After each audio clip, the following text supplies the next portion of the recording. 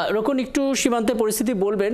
গেল কয়েকদিন ধরে আমরা উত্তেজনা দেখতে পাচ্ছিলাম এবং আমরা জানাচ্ছিলাম আসলে শনিবার সীমান্তবর্তী এলাকায় দুই দেশের আসলে সাধারণ জনগণের মধ্যে এক ধরনের ছোটখাটো সংঘর্ষ হয়েছিল এবং তারপর থেকে আসলে কাউকে সীমান্তে যেতে দেওয়া হচ্ছে না, কেবল কৃষকদেরকে যেতে দেওয়া হচ্ছে। আজকে আসলে পরিস্থিতি কতটা শান্ত, নিরাপত্তা কর্মীদের অবস্থান কি দেখছেন, কৃষকরা এবার কি বলছেন? রাকিব, আমি আপনাকে যদি পিছনের চিত্রটি আগে দেখানোর চেষ্টা করি, আপনি নিশ্চয়ই দেখতে পাচ্ছেন যে আমার পিছনে যে মাঠ রয়েছে, এই মাঠের পরেই কিন্তু সীমান্ত।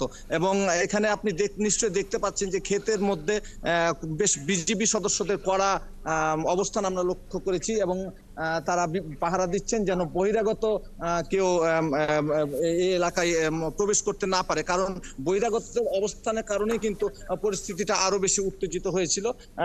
এই কারণে বিজিবির পক্ষ থেকে বারবার নিরুৎসাহিত করা হচ্ছে শুধুমাত্র প্রেসের লোক ছাড়া কোনোভাবেই যেন সীমান্তে এলাকায় কোনো বহিরাগতরা অবস্থান নিতে না পারে, শুধুমাত্র কৃষকরা এখানে অবস্থান করছে।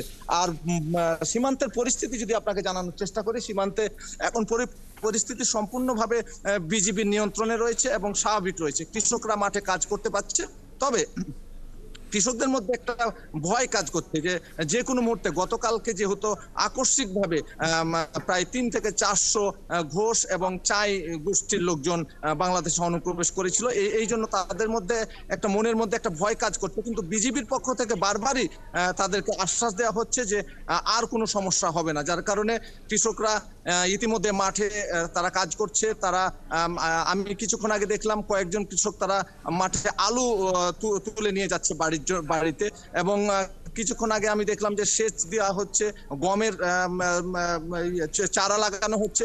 সব মিলিয়ে কিন্তু মাঠের পরিস্থিতি পুরোপুরি ভাবে শান্ত রয়েছে, তবে একটা উৎকণ্ঠা কিন্তু রয়েছে রাকিব। পরিস্থিতি শান্ত রয়েছে কিন্তু চাপা উৎকণ্ঠাও রয়েছে। নিশ্চয়ই আপনার নজরদারিও থাকবে, পরবর্তীতে আপনার সঙ্গে নিশ্চয়ই আরো বিস্তারিত আপডেট আমরা জানতে পারবো।